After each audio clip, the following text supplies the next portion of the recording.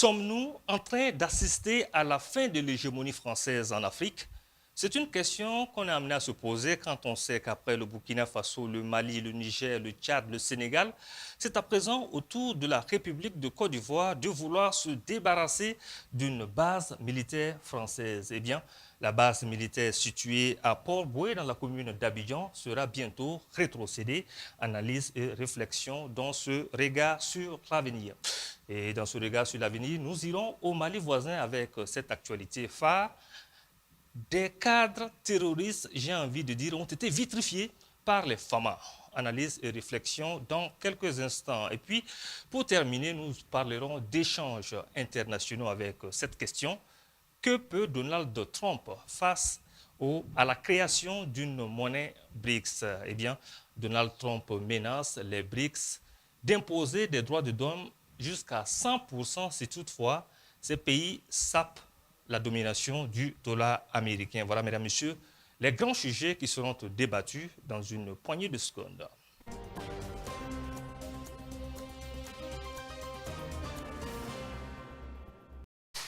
Et pour les clés de lecture, je suis en compagnie du camarade Labidi Naba. Il est le porte-parole du mouvement pour la cause du Faso, Faso Cause. Bonjour Labidi. Bonjour camarade Dabira et bonjour à tous.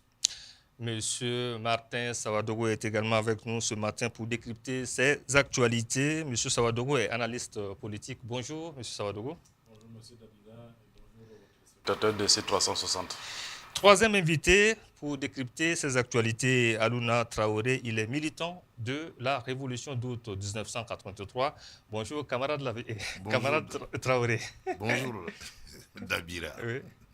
Je salue les co-panélistes également.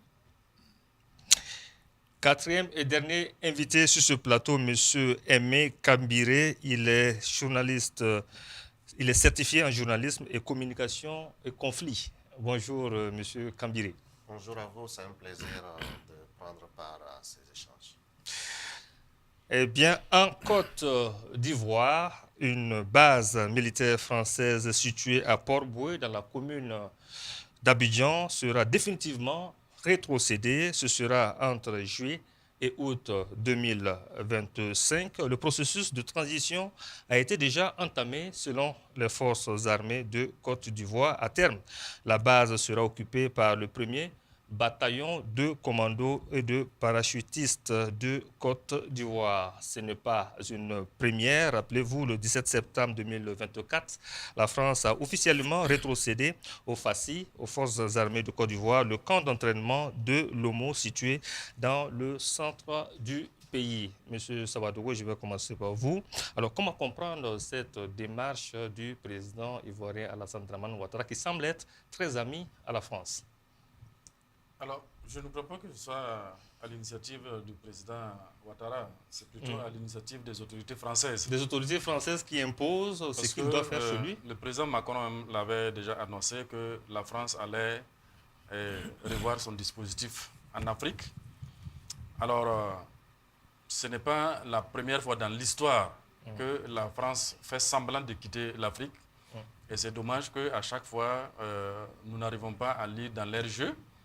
Parce qu'en réalité, peut-être c'est les personnels de couleur de race blanche, de nationalité française qui ne seront pas là. Sinon, en réalité, ils vont toujours rester en sous-main. Donc, moi, je ne pense pas que ce soit un événement sur lequel il faudra se réjouir. Parce que quand on regarde, en réalité, pourquoi la France avait envoyé ses bases militaires en Afrique? C'est pour pouvoir contrôler l'économie africaine. Et jusqu'à présent, même si vous regardez dans les 3 pays de l'AIS, les entreprises françaises sont restées. Il n'y a aucune entreprise française qui est partie. Donc, d'abord, avant de faire une analyse de la situation, si on avait pris connaissance des documents administratifs qui ont été signés entre la France et les autorités ivoiriennes, tout comme ce qui s'est passé d'ailleurs au Burkina Faso et dans les pays de l'AES, à ce moment, on aurait pu faire une lecture plus objective de la situation. Mais c'est simplement, moi je pense que c'est une tentative de communication. La France essaye de redorer son blason en Afrique, mais c'est pour revenir sous d'autres formes et ce n'est pas la première fois. Vous pensez que l'initiative vient de la France, mais 2025 aussi, c'est une année électorale. Est-ce que M. Ouattara ne veut pas aussi surfer sur ce sentiment-là aujourd'hui de la jeunesse africaine qui ne veut plus de présence militaire française dans les pays africains? C'est possible, mais comme le président Ouattara même l'a dit, l'a affirmé, l'a déclaré publiquement, il doit tout à la France. C'est-à-dire qu'il doit sa présidence à la France. Et en fait, c'est la France qui est le maître du jeu. C'est elle qui va décider si le président Ouattara reste aux affaires ou même si c'est une autre personne qui va venir. Mais le plus important, ce n'est pas la présence militaire en tant que telle. Les militaires de différents pays sont déployés partout pour des raisons stratégiques, économiques. Voilà. Donc, tant que les Africains ne vont pas s'approprier les richesses économiques et tant que les Africains n'auront pas la capacité de fabriquer eux-mêmes les équipements militaires, ce ne sera en fait que des diversions et c'est la façade simplement qu'on va nous présenter. Mais dans le fond, la domination va continuer parce que même aux indépendances, ils ont déclaré que maintenant vous êtes libres, vous êtes indépendants. Mais la suite, on la connaît. C'est la France qui a toujours gouverné l'Afrique. Alors, Alouna Traoré, est-ce le même regard que vous portez sur cette actualité? C'est un peu tôt pour se réjouir. Il ne faut même pas se réjouir. Comme le co-panéliste vient de le dire, nous sommes dans le dilatoire et on fait semblant. Si la France a la manœuvre, a l'initiative, si les Ivoiriens ne savent pas où ils vont, la France, elle sait où elle va. Ce qu'on donne d'une main, on la récupère de l'autre main. En même temps qu'on demande, on dit qu'on va réduire le commandement militaire, en même temps, toutes les entreprises qui contrôlent l'économie ivoirienne sont militarisées. C'est des anciens militaires, des anciens officiers qui dirigent ces entreprises. Le port d'Abidjan, tous les lieux stratégiques sont commandés par des militaires qui viennent sous autres formes, ambassadeurs, représentants de telle entreprise. Comme quoi, vraiment c'est de la poudre aux yeux, c'est du perlimpinpin, ça ne marchera pas. Tant que les Ivoiriens ne seront pas à l'initiative. Partout, les bases là, qu'est-ce qui a commandé l'installation de ces bases militaires dans nos différents États? C'est le contrôle de l'économie et du politique. Si vous voyez bien l'architecture, partout où il y a les présidences, juste à côté, en appendice, il y a l'ambassade de France. Il va travailler à les déloger. Partout. Après les indépendances, comme le co-panéliste vient de le dire, partout où il y a eu indépendance octroyée, à côté des présidences, il y a l'ambassade de France pour dicter en fait à l'occupant de la présidence la conduite à tenir quant à leur avenir. Mieux, tous les officiers, jusqu'à une date récente, ont été formés dans les écoles de guerre françaises.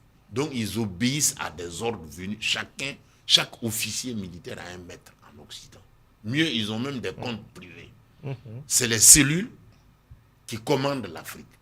Quand on parle de néocolonialisme ou du colonialisme, le néocolonialisme a un visage. C'est par le droit et par les entreprises et par l'armée qui contrôle ces États-là. L'initiative n'est jamais venue du pays dominé, encore moins de ses cadres. Plus les cadres sont formés, plus ils sont soumis. L'exemple en date, vous voyez, entre l'écart d'âge entre les différents responsables de la France et comment les anciens, les vieux, vous avez vu le comportement du président Macron face à notre ancien président Roch-Marc Christian Kaboré, à la limite comme si c'était son petit copain. Donc, encore une fois, l'infantilisation du continent africain. On nous flatte toutes les initiatives qui sont entreprises par le bourreau. La relation entre le bourreau et la victime ne peut pas être des relations saines. Il faut le comprendre ainsi et l'admettre, sinon on va se fourrer le doigt dans l'œil. Tant que l'initiative viendra de la France. Bon, vous avez vu, quand l'initiative était venue de l'Afrique, je prends le cas du Mali, la France a chanté sur tous les toits, c'est impossible. le cas burkinabé s'est posé, où on a renvoyé les forces militaires françaises ici. Vous avez vu la réaction. Au Niger, la même réaction. Par contre, au Gabon comme en Côte d'Ivoire, c'est eux qui ont pris l'initiative. Donc, pas de bruit. Ça se fait comme une lettre à la poste. Ça veut dire, à l'Ouest, rien de nouveau. Rien ne change. Le commandement est toujours assuré en sous-main par la France, qui garde ses intérêts dans ces pays colonisés. Alors, Labidi Naba, regard critique sur cette actualité, vous êtes d'avis avec vos co-débatteurs qui pensent que c'est la France qui tire toujours les ficelles, qui impose la façon de faire en Côte d'Ivoire, parlant justement de cette rétrocession de bases militaires françaises. Oui, tout à fait. Je suis d'accord avec les intervenants, Sawadgo et le camarade Alouna, de ce que la France vient de faire au niveau excusez-moi, de la Côte d'Ivoire n'est rien d'autre qu'un subterfuge. Ouais, c'est un subterfuge, c'est une diversion à la limite. Diversion pour faire quoi en ce moment? C'est une diversion pour mieux s'installer. Ah bon. C'est-à-dire, on annonce son départ pour mieux rester. C'est un camp qui concerne une base au niveau de Port-Boué. Mais et les autres bases? Mais pourquoi ils ne quittent pas totalement? C'est ça la question. Pourquoi les instructeurs militaires, pourquoi les formateurs militaires, les conseillers militaires français, qui sont incrustés dans tout le dispositif étatique de la Côte d'Ivoire, sont toujours là, en place? C'est de ça qu'il s'agit. En fait, ce n'est rien d'autre qu'une diversion qui vient à un moment où la France est réellement chassée dans les pays de l'AES et dans les jours à venir au Tchad et au Sénégal. Donc, la France prend le taureau par les cornes pour essayer justement pour ses véritables bases, parce qu'elle va renforcer toute sa puissance et voilà, sa présence au niveau de la Côte d'Ivoire pour tenter de reconquérir l'espace, puisque l'impérialisme est un mauvais élève. Il pense toujours, donc l'impérialisme, qu'il y a quelque chose à pouvoir faire en termes de revenir dans son giron. Voilà, donc pour moi, je pense que c'est une chimère et une initiative de quitter qui vient pour moi, de l'oppresseur lui-même, de celui qui vient s'immiscer. Non, on n'en sait rien. De toute façon, c'est la Côte d'Ivoire qui a annoncé. Oui, mais attendez. Quand ça ne vient pas de la France, ça ne s'annonce pas comme ça. Okay. Ça se fait peut-être comme le Tchad l'a fait, comme le Mali l'a fait, comme le Burkina l'a fait. Il faut dénoncer, en fait, la colonne vertébrale qui tient même cette armée française en Côte d'Ivoire, c'est-à-dire les accords militaires. C'est de ça qu'il s'agit. On ne peut pas, parce que il y a des difficultés, il y a une récession économique en France, qui cherche vraiment des voies, pays plus endettés de l'Europe, qui cherche ces voies et qui tente de réduire sa présence. M. Sawadgo l'a dit, donc Macron l'avait annoncé depuis, donc il tente de réduire stratégiquement sa présence dans certaines zones pour réduire le coût qui vient de lui, puisque la grande partie des coûts, c'est les pays africains qui les supportent. Voilà, ça il faut le souligner aussi. Donc ce n'est qu'un subterfuge et je pense que il faudra que nous nous attendions à un vrai départ des bases militaires françaises en Côte d'Ivoire. Parce que c'est le dernier patient. C'est le dernier patient. Monsieur Kambiré, analyse sur ce sujet. Quelle est la lecture que vous en faites? Effectivement, il faut valider d'abord la lecture que les prédécesseurs ont développée. Vous validez, vous vous alignez? Oui, en partie. Parce partie. que c'est valide, mais il y a une autre lecture que nous pouvons avoir. On dit que le crapaud qui est tombé dans l'eau chaude a peur forcément de l'eau froide. Donc, on a vu ce qui s'était passé dans les années 60, où on croyait qu'on était indépendant, on allait se mettre au même niveau que la France, alors qu'en réalité, aujourd'hui, on est toujours des pays vassaux, on est toujours des pays dominés, jusqu'à ce qu'on se réveille. Mais je pense que on peut avoir une autre lecture. Pour moi, aujourd'hui, la France est à terre. Je suivais l'actualité française ce matin, où il y a une personnalité, Éric Ciotti, qui dit que la France décline, la France est déclassée. La France n'a plus de crédibilité à l'international. Même pour ses emprunts, le taux est très élevé parce qu'on pense que la France vit une crise sérieuse. Et il a dit aussi que c'est un chaos non seulement budgétaire, mais politique et économique. En fait, la France est à terre. Mais si elle se relève, elle ne va pas oublier ses habitudes. Macron l'a dit. Eux, ce sont des carnivores. Donc les herbivores, là, c'est nous. Et il dit que s'ils n'arrivent pas à être carnivores, au moins, qu'ils soient des omnivores. C'est-à-dire, ils vont nous garder comme des bœufs à tondre et puis aussi se faire tondre par d'autres puissances. Donc, il faut qu'on comprenne que la France est à terre et qu'il faut qu'on soit vigilant. Il ne faut pas qu'on aille danser. Moi, je vois que la France ne peut même plus entretenir ses troupes à l'extérieur. Comme l'a dit il a rappelé, les autres la dette débatteurs, publique est c'est colossale. juste qu'une stratégie pour mieux revenir. Non, c'est la réalité. C'est normal qu'on ait peur. Mais la France ne peut même plus entretenir. Parce que ces troupes-là étaient là pour garantir le pillage. Il se trouve que beaucoup d'Africains, comme les pays du Sahel ont compris, ils ont commencé à fermer pas mal de robinets par lesquels s'échappaient nos richesses. Donc, de moins en moins, cette armée ne peut plus jouer ce rôle-là, qui était de garantir le pillage, la prédation sur nos richesses. Donc, du coup, ça devient un poids énorme en termes d'entretien. Donc, je pense qu'elle est obligée. Et ça, c'est un aspect, la force réelle de la France. L'autre aspect, c'est la conjoncture internationale. Aujourd'hui, nous savons ce qui se passe en France. Et nous ne sommes plus comme en 1960. Nous savons qu'il y a d'autres cadres burkinabés du Sahel, des autres pays qui ont étudié, qui en Chine, qui au Canada, qui aux États-Unis, qui ont vu d'autres réalités. Et s'appuyant sur ce qui s'est passé, ne vont plus laisser les choses recommencer. Parce que souvent, la France vient comme un partenaire. La France a réussi à ce que même nous, journalistes, on écrive, c'est un partenaire historique.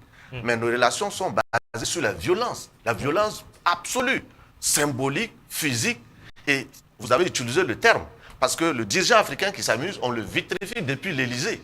C'était ça la réalité. Mais comme on a compris comment ça se passe, et que la majorité des Africains ne sont plus d'accord, je ne pense pas que la France pourrait rejouer les premiers rôles ici en Afrique de l'Ouest, à condition qu'on reste vigilant et qu'on monte aussi la garde et qu'on soit prêt à faire la bagarre.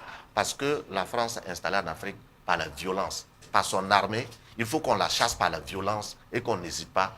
Donc pour moi, c'est des opportunités, c'est des moments clés où nous devrons décider donc du futur de nos relations. C'est à nous d'imposer la relation future qu'on va avoir avec la France. Sinon, effectivement, si on la laisse, quand elle va se réveiller, quand elle va remettre en ordre son pays, là, c'est pour revenir encore mettre le pied sur notre gorge. En tout cas, belle analyse.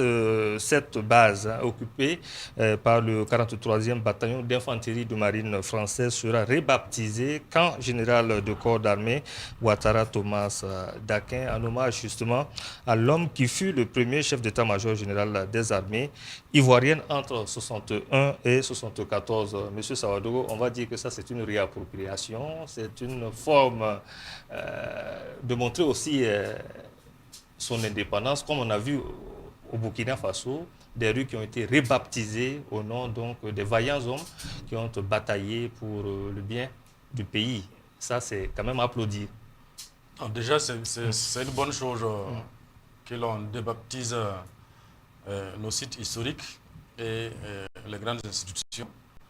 Mais ce n'est pas pour autant que c'est parce que vous avez changé de nom que vous avez changé de comportement. Mais c'est quand même pas. Oui, c'est quelque chose. Ce n'est que la façade, c'est quelque chose.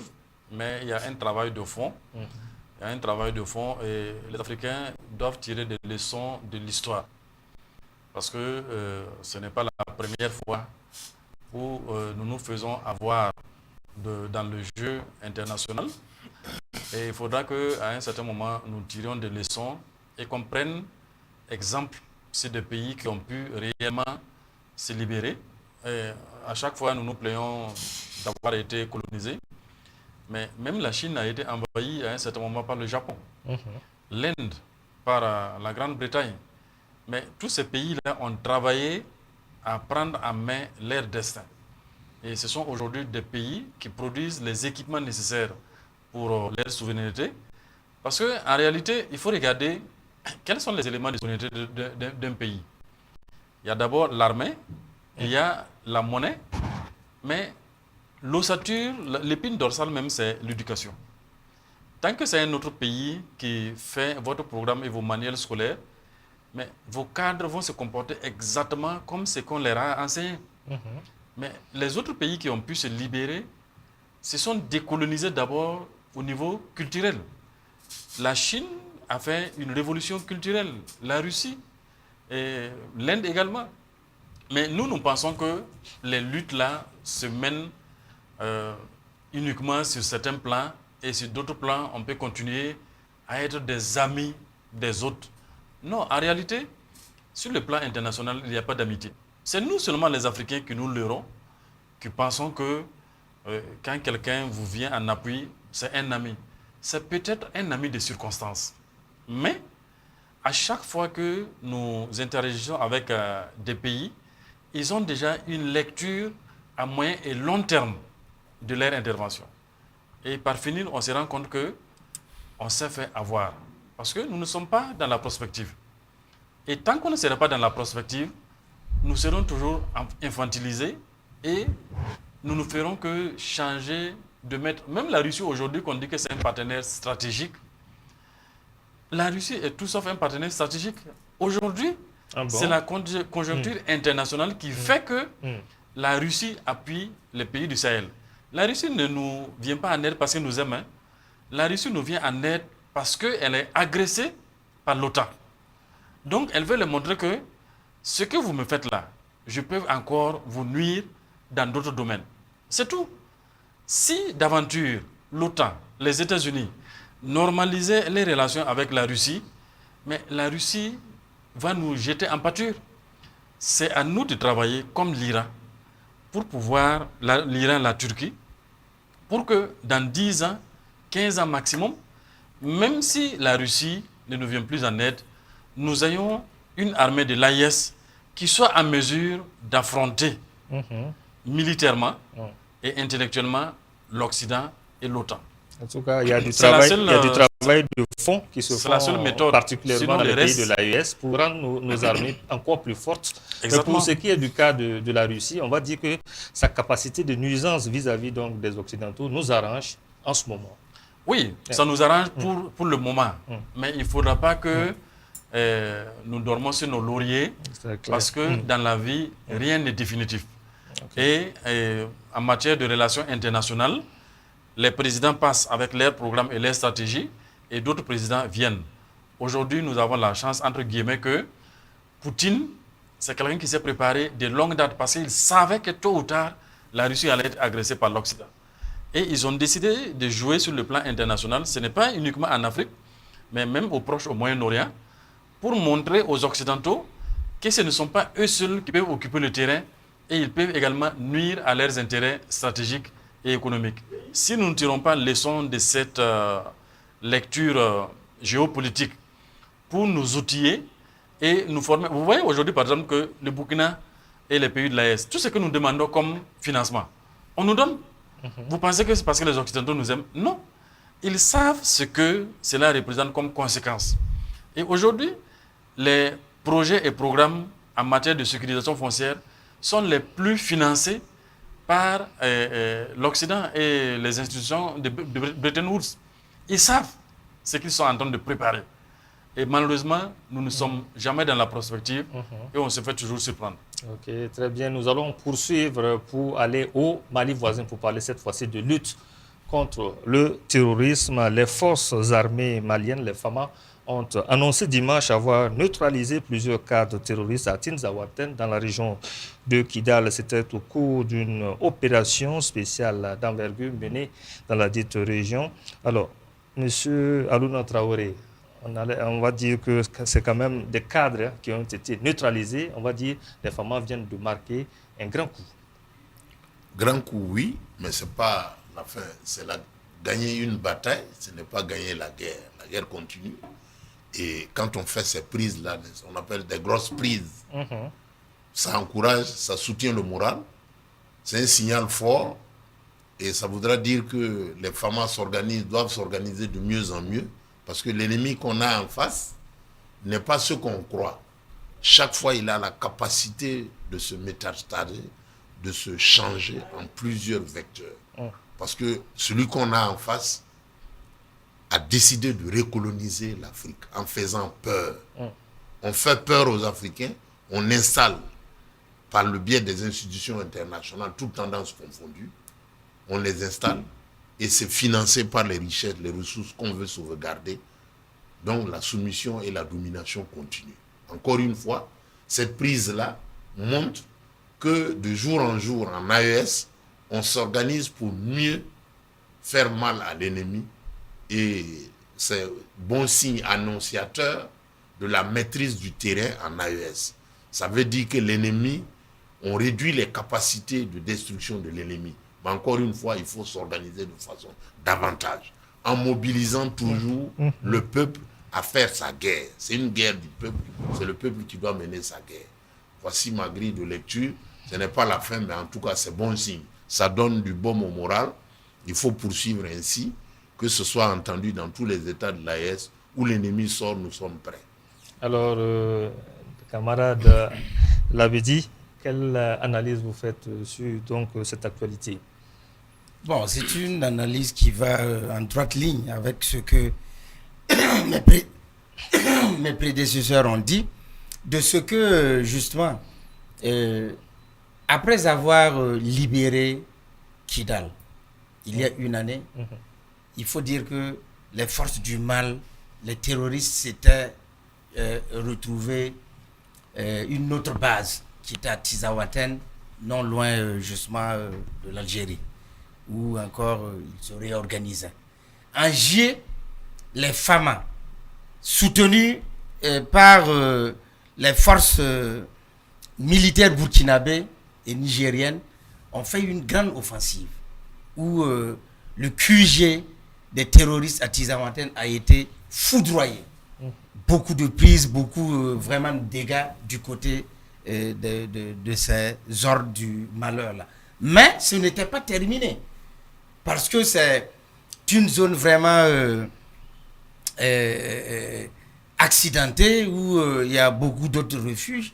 Et ce qui vient de se passer, hein, tout en félicitant les FAMA, est justement rentre dans le cadre du nettoyage progressif et définitif dans cette partie pour désormais couper la tête et les membres de cet héros-là, de ces terroristes. Donc, on peut tout simplement dire que ce qui s'est passé à Tizawaten ces derniers jours est quelque chose à prendre avec fierté, mais comme l'autre l'a dit, c'est une bataille que nous avons gagnée.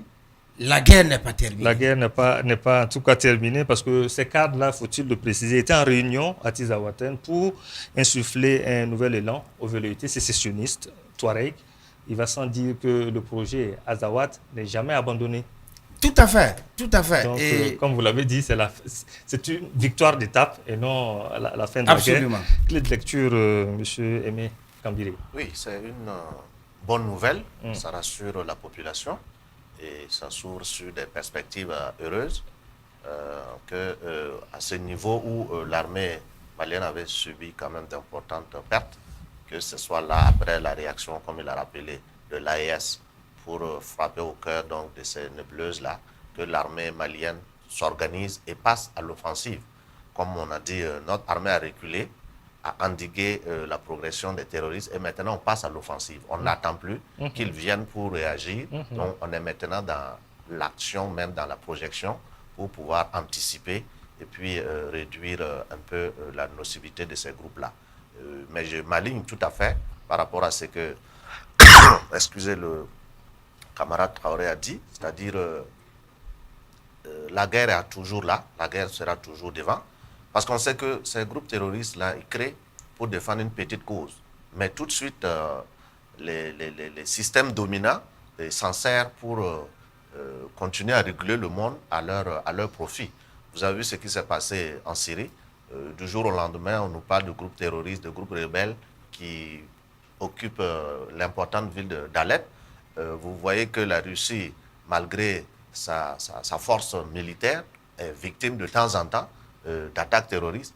Je pense que c'était en avril, ou c'était même dans la banlieue de Moscou. Il avait subi quand même 140 décès, et puis même au Daghestan, dans le Caucase.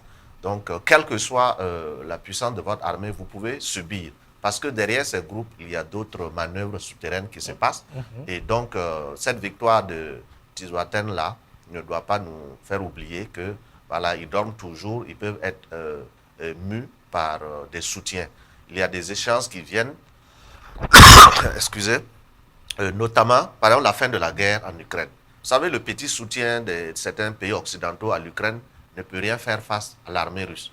Mais lorsque la guerre sera terminée, ces soutiens, moi je crains que ces soutiens-là ne soient redéployés contre nous.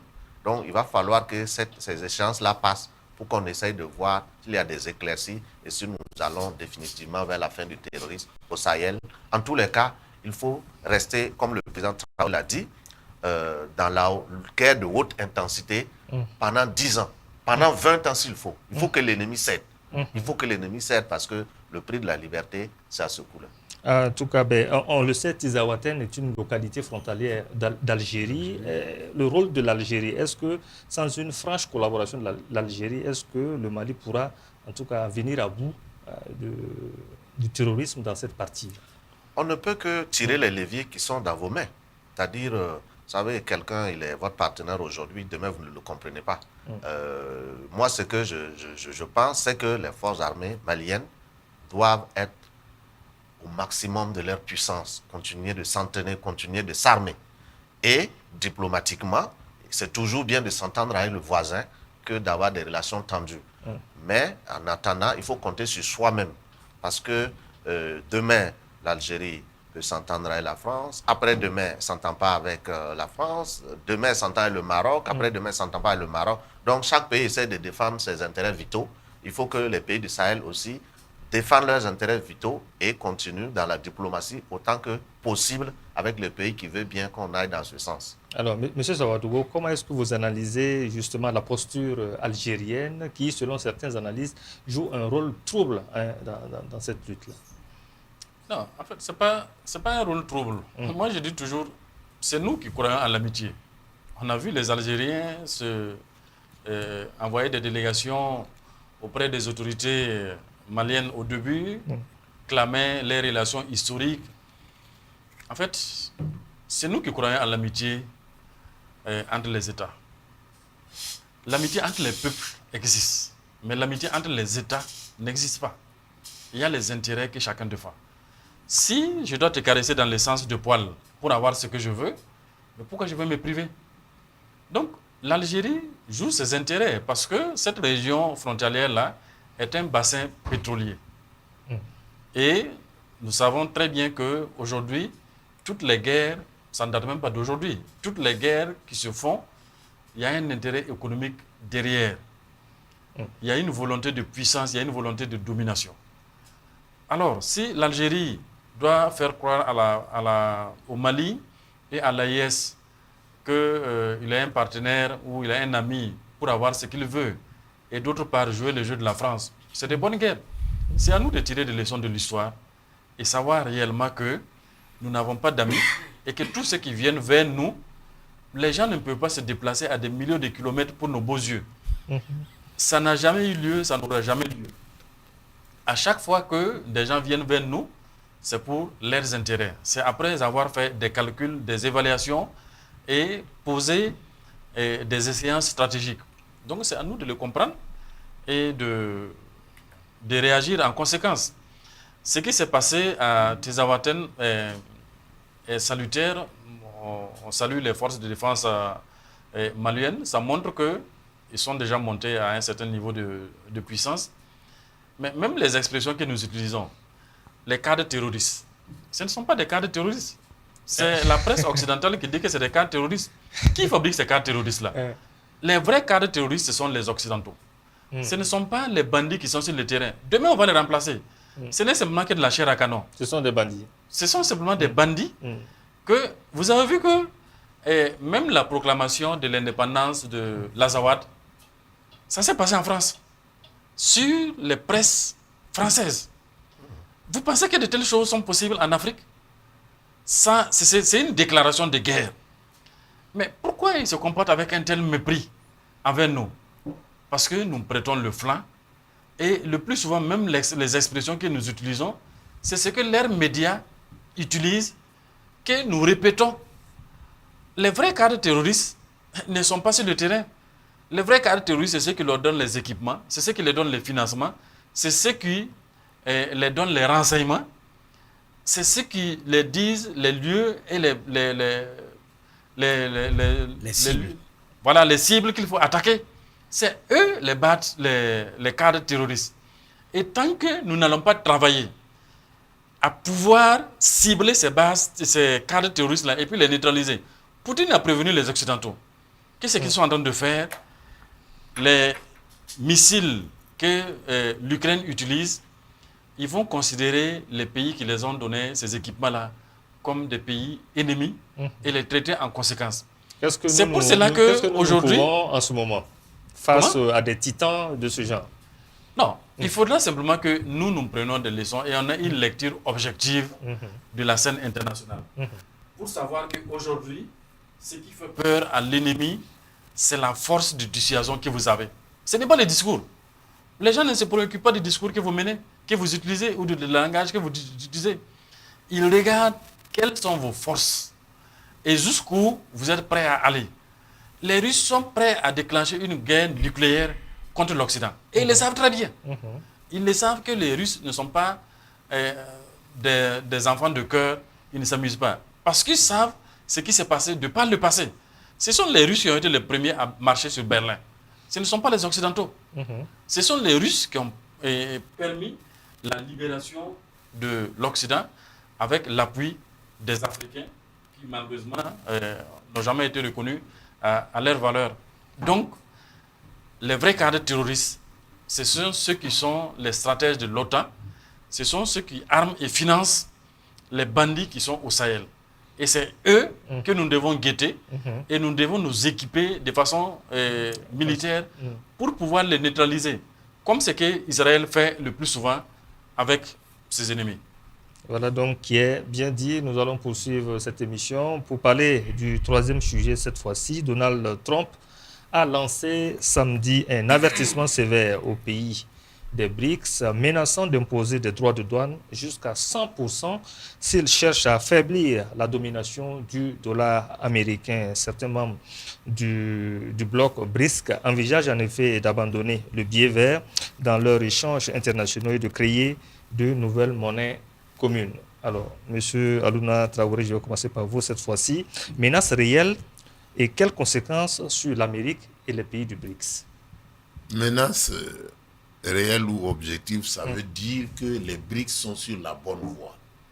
L'attitude et le comportement des Américains, attitude réactionnaire face au progrès, et attitude d'arrogance, veulent continuer de dominer le monde, et sous l'ivresse de la nouvelle élection de Donald Trump, qui s'est fait élire sur les bases de la virilité et de l'arrogance des Américains, vous avez toujours suivi le comportement américain face à toute la planète.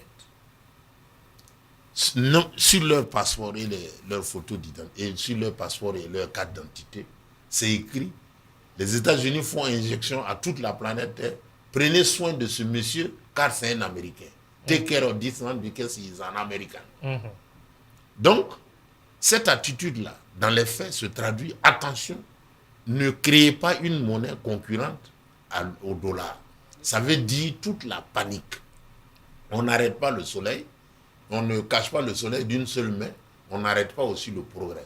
Ça veut dire que les gens du BRICS, les pays organisés en BRICS pour la multipolarité du monde, sont sur la bonne voie.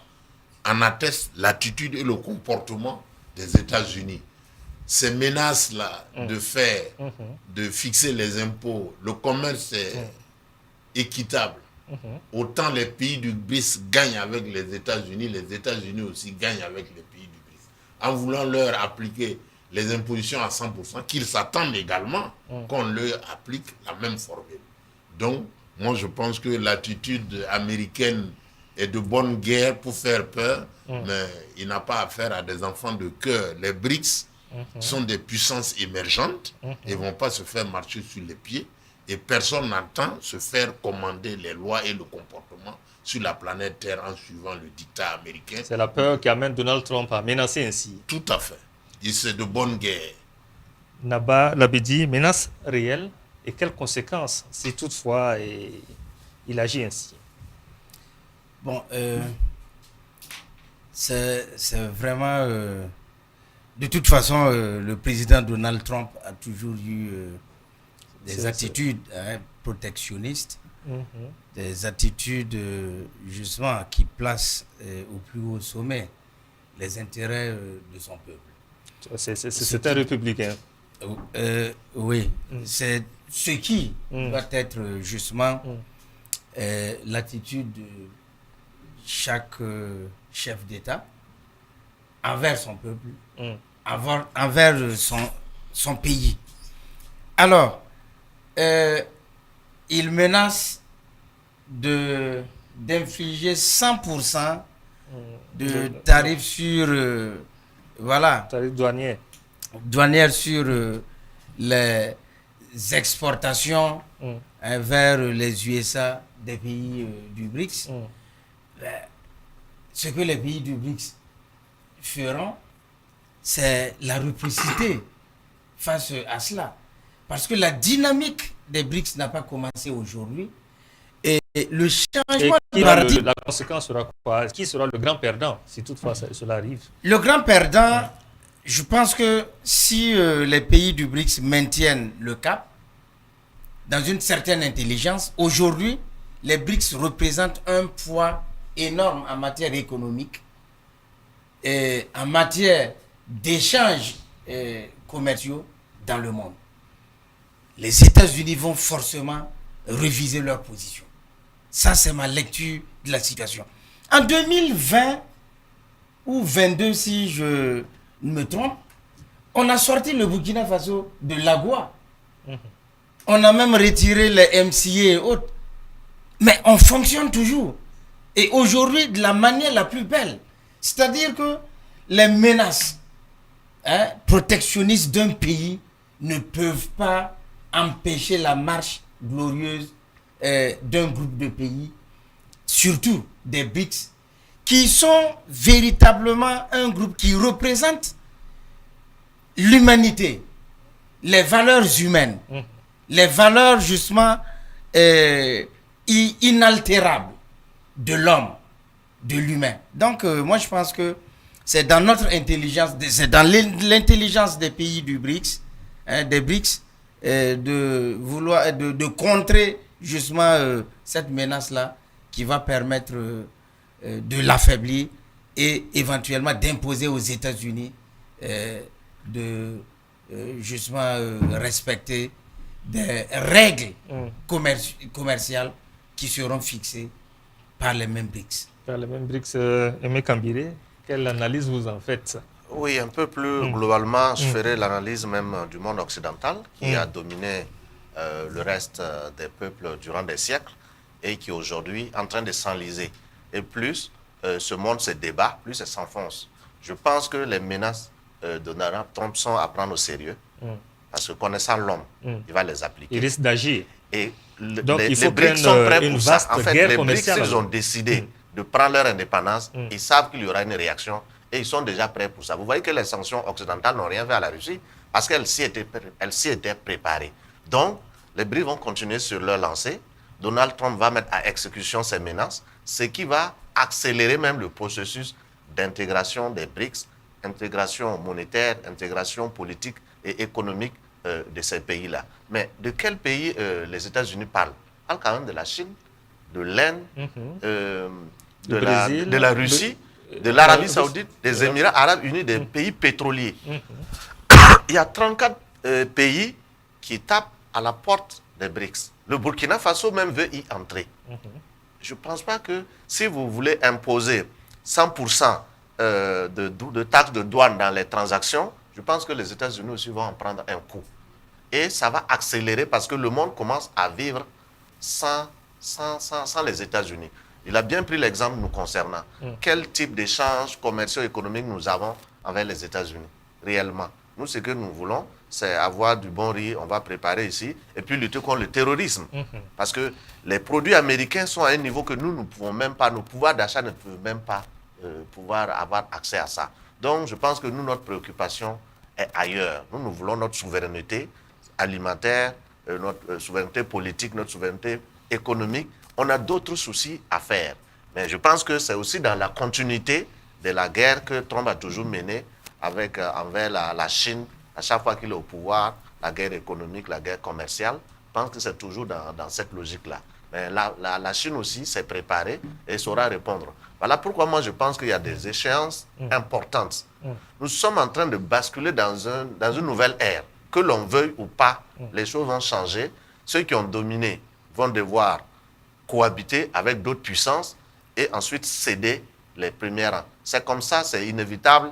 Chaque empire atteint son apogée et puis décline. Je pense qu'il y a d'autres qui ont atteint leur apogée et sont en train de décliner. Quand vous voyez les décisions qu'ils prennent, cette guerre en Ukraine, armée, vous savez très bien que l'Ukraine ne peut pas. Mais on dépense et on ne pourra pas rentabiliser. Ce n'est pas comme au XXe siècle où après, vous occupez tous les puits de pétrole, toutes les matières pour exploiter et puis compenser votre perte. Cette fois-ci, il y a des guerres inutiles, des guerres qui sont des dépenses inutiles, notamment en Afghanistan, en Irak. Ils n'arrivent plus à rentabiliser leur guerre. Donc, ils sont en train de perdre énormément. Et donc, ces menaces-là risquent de précipiter même le basculement dans une nouvelle époque. Alors, M. Sawadogo, est-ce qu'il faut craindre une vaste guerre commerciale avec cette posture américaine? Cette posture américaine, pour moi, est une belle opportunité pour les BRICS. C'est une opportunité. Oui, c'est une excellente nouvelle pour les BRICS. Et ça montre qu'ils sont dans la bonne voie, ils sont dans la bonne direction. Et Donald Trump aussi est dans son rôle. Parce que d'abord, c'est un grand opérateur économique. Le pays, le pire pour l'Amérique. Oui, c'est un grand opérateur économique. Il protège déjà ses propres intérêts. Et ensuite, il protège les intérêts de son pays. Alors, mais je crois que la marche dans laquelle les pays des BRICS se sont engagés, c'est une marche irréversible. Parce que, en termes de stratégie, parce que la guerre n'est pas uniquement que militaire. La guerre, c'est dans tous les niveaux. Et il y a aujourd'hui des écoles de guerre économiques. Et les meilleurs stratèges au monde aujourd'hui sont en Chine, en Russie. Ce n'est pas aux États-Unis. Même l'émergence de la Chine, ça a surpris les grands stratèges américains. Ils ont cru qu'en délocalisant leurs entreprises en Chine, ils allaient contrôler l'économie chinoise. Et ils se sont trompés. Au début de la guerre entre la Russie et l'Ukraine, les mêmes stratèges ont prévu la chute de la Russie à tous les niveaux, militaires comme économiques. La suite, on la connaît. Alors, moi, je trouve que c'est une excellente nouvelle. Et nous, pour peu que ces pays du BRICS arrivent à créer leur monnaie, et à ce niveau, il faut quand même... Ils sont obligés. Ils sont obligés, mais la Russie n'est pas totalement prête. Hein, parce que... Ils sont obligés, tôt ou tard, c'est une obligation. Ils vont créer leur monnaie et parce même au niveau de l'AES, on sera obligé. Poutine disait, lors d'une rencontre des BRICS en Russie, que le projet n'était pas totalement mûr, parce qu'il fallait donc, ce projet impliquerait de renoncer à une partie de sa souveraineté au sein donc d'un groupe de pays très hétérogène et encore loin d'être abouti. Il a dit ça. C'est-à-dire que la Russie, ce n'est pas évident qu'on arrive à cette monnaie unique. Je vous dis que c'est très évident parce que ce qu'on dit et ce qu'on fait en matière de diplomatie, c'est deux choses différentes. Il y a ce qu'on annonce et il y a ce qu'on prépare en bas. La Russie a pris une vingtaine d'années à préparer la guerre contre l'Ukraine. Et pendant ce temps, au plan international et au plan diplomatique, elle a montré qu'elle était en position de faiblesse parce que c'est elle qui partait tout le temps vers l'Occident pour négocier. Donc, c'est une obligation. C'est une obligation parce que le dollar, en réalité, c'est une monnaie qui permet, c'est une devise qui permet aux États-Unis de vivre au-dessus de son niveau de vie réel. Et les BRICS, ce n'est pas une organisation qui a été créée comme ça du jour au lendemain sur un coup de tête. Ça a été préparé de longue date. Ils ont étudié, et tous ces pays-là ont envoyé pendant des décennies leurs meilleurs étudiants dans les meilleures universités américaines pour qu'ils étudient les stratégies, pour qu'ils infiltrent leur économie. Vous savez, aujourd'hui, les grandes entreprises américaines ont dans leur conseil d'administration des Indiens, des Russes et des Iraniens. De l'intérieur, ils savent comment le système marche. Et ce sont ces mêmes stratèges-là, avec les stratèges des pays des BRICS, qui sont en train de mettre en place les différents mécanismes qui, à terme, à mon avis, dans une décennie au maximum, vont changer complètement la face du monde. Ce n'est pas la première fois. La France et l'Union européenne avaient voulu prendre des mêmes mesures de rétorsion vis-à-vis des véhicules électriques chinois. Mais la suite, on la connaît. D'abord, la Chine elle-même. Les États-Unis, ce n'est que 300 millions d'habitants. La Chine, c'est plus d'1 milliard. L'Inde, c'est plus d'1 milliard. Les BRICS, au niveau population, au niveau économique, au niveau intellectuel, aujourd'hui, ne craignent pas les États-Unis ni l'Union européenne. Donc, c'est un coup d'épée dans l'eau. Ils vont essayer de les appliquer, mais ça ne marchera pas. Après, ils vont se rendre compte, comme d'habitude, que c'est un coup de fusil qui se tire eux-mêmes dans les pieds, et ils vont revenir à de meilleurs sentiments. Je vous garantis que dans 10 ans au maximum, ce sont les États-Unis et l'Union européenne qui vont négocier avec les pays des BRICS. Parce que ce n'est pas simplement au niveau politique et militaire, mais c'est surtout au niveau économique et au niveau de la science et du progrès. Parce qu'aujourd'hui, ce qui est important, c'est investir dans la science. L'intelligence artificielle est en train de devenir une réalité partout au monde. Et les Chinois ne sont pas à reste en la matière. Même si, quand on est ici, on n'apprend pas, on n'est pas au courant de ce qu'ils font. On sait les prouesses de Elon Musk parce que c'est fortement médiatisé. Mais les Chinois, les Russes et les Iraniens ne sont pas à reste. Et ils sont au courant de ce que les Occidentaux sont en train de préparer contre eux. Et ils sont résolument préparés pour réagir. Et il faudra que c'est une excellente opportunité pour les pays de l'AES que nous devons saisir et véritablement nous inscrire dans la démarche de formation de nos populations et de nos cadres. Parce que c'est ça qui tient un pays, c'est ça qui tient l'économie, c'est ça qui tient voilà, Voilà donc une opportunité pour les pays de l'AES. C'est ce qui nous permettra en tout cas d'avoir la voix dans le Conseil des Nations. Alors, nous avons fini. Le temps qui nous est imparti est épuisé. Oui, parce que le processus de dédollarisation est déjà en cours. C'est-à-dire, c'est les échanges dans les monnaies locales. Nous sollicitons par exemple l'expertise russe pour nous construire une centrale nucléaire et produire de l'électricité. Nous allons les régler avec nos monnaies locales. Donc, on n'a plus besoin de convertir en dollars pour les Russes, et les Russes aussi convertir en dollars lorsqu'ils veulent faire de la transaction. Donc le processus est déjà en cours. Ensuite, il y a la monnaie numérique. Je pense que nous sommes dans un autre monde et que Trump ne peut pas contrôler. Voilà donc qui met un terme à cette émission. Merci Aimé Kambiré d'être passé. Vous êtes certifié en journalisme et communication et conflit. Tout à fait. Merci à vous, M. Martin Sawadogo. Vous êtes analyste politique. Merci d'être passé. Merci beaucoup. Camarade Alouna Traoré, militant de la Révolution d'août 1983, merci également d'être passé. Merci. Et enfin, camarade Labidi Nava, porte-parole du mouvement pour la cause du Faso Cause. Merci à vous. Merci, camarade Dabira. Merci à vous, fidèles téléspectateurs de la C360, et à très vite avec d'autres sujets de débat d'actualité.